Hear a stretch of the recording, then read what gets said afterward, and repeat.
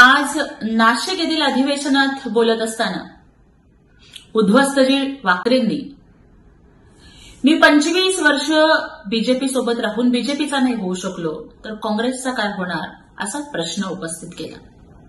खरं जो माणूस शिवसेना प्रमुख बाळासाहेब ठाकरेंचा होऊ शकला नाही, आपल्या बापाचा होऊ शकला नाही, शिवसेनेचा होऊ शकला नाही, अंगावर लाठ्या काठ्या सोसणाऱ्या शिवसैनिकांचा होऊ शकला नाही, तो माणूस कुणाचा काय होणार? मी आणि माझं कुटुंब, मी, माझी मुलं, माझं कुटुंब, माझी जबाबदारी एवढ्यापुरतीच उध्वस्तजींची संकुचित विचारसरणी आहे आणि विनाशकाले विपरीत बुद्धीप्रमाणे त्यांचं होतंय।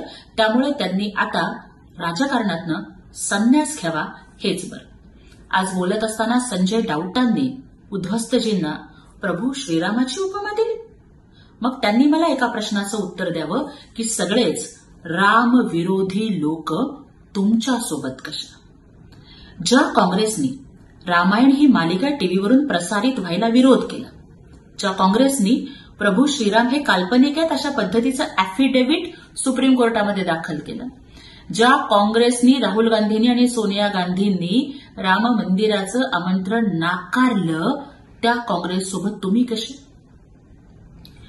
राम मंदिराचं निमंत्रण नाकारणारे शरदचंद्रजी पवार, प्रभू श्रीरामाच्या आहाराबद्दल वेडीवाकडं विधानं करणारे जितेंद्र आव्हाड तुमच्यासोबत कसे? ज्यांनी कारसेवकांच्या रक्तानं शरयू लाल केली, कारसेवकांच्यावरती गोळीबार करणाऱ्या सपासोबत तुम्ही कसे? आणि हे सगळेच राम विरोधी लोक एकत्र येऊन या 10 तोंडांचा एक रावण बनलाय आणि तो आम्हाला या महाराष्ट्रामध्ये उद्धट वाकऱ्यांच्या रूपाने दिसतोय। आज महाराष्ट्राच्या अक्काबाईंनी सुद्धा एक प्रश्न उपस्थित केला की राम मंदिरात सीता कशी नाही? मला खरं तर त्यांच्या आयक्यूची कीव करावीशी वाटते। अयोध्येतली प्रभू श्रीरामांची मूर्ती ही बालरूपातली आहे आणि म्हणूनच त्यांना राम लला असं म्हटलं जातं। मग मला सांगा, बालरूपातल्या प्रभू श्रीरामांच्या मूर्तीसोबत माता सीता कशी बरं असेल? पण त्यांचा कधी हिंदू धर्माचा, संस्कृतीचा, पुराणांचा, महाकाव्यांचा संबंधच आला नाही। त्यामुळं ते अशाच पद्धतीची वेडीवाकडं विधानं करणार यात काहीही शंकाच नाही। आपल्या पित्याच्या वचनाखातर दुसऱ्या दिवशी होणारा राज्याभिषेक नाकारून 14 वर्षांचा वनवास स्वीकारण्याला श्रीराम म्हणतात।